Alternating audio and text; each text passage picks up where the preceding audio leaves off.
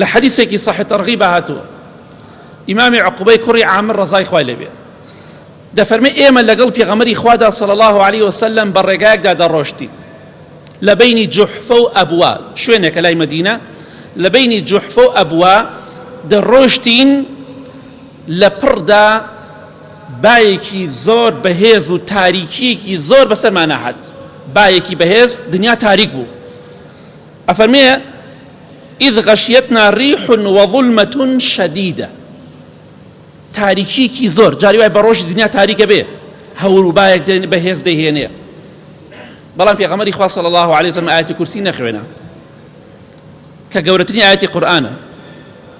لكاتي ناخوشينا رحتيا توشي ناخوشينا رحتي وتنغانيك دبي أما السنة في غمري خواه صلى الله عليه وسلم بويا في غمري خواه صلى الله عليه وسلم بسورة فلق الناس فناي دقر بخواي قورا لو ناخوشينا رحتيا بايكي بهيز دنيا تاريك بوا ترسناكا في غمري خواه صلى الله عليه وسلم فناي دقر بخواي قورا بخوانديني قل أعوذ برب الفلق حتى كوتاي قل أعوذ برب الناس حتى كوتايك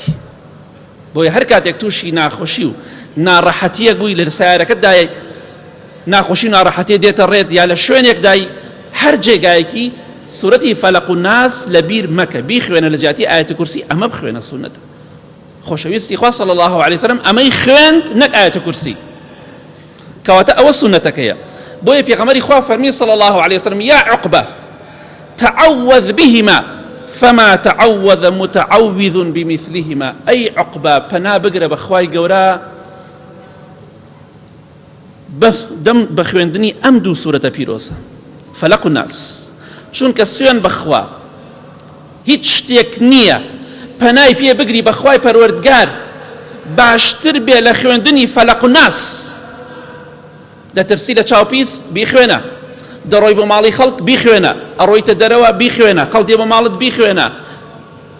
لدكاني بيخوينا لبازاري بيخوينا لهمو شوينك بيخوينا چونك هيت شتيك نية خوشويستي خواه فرمي صلى الله عليه وسلم باشتر بيه لوي كبناي بيه بقري بخواي قورا لخويندني فلق الناس يما چنك اما ما لبير كردوه بداخوا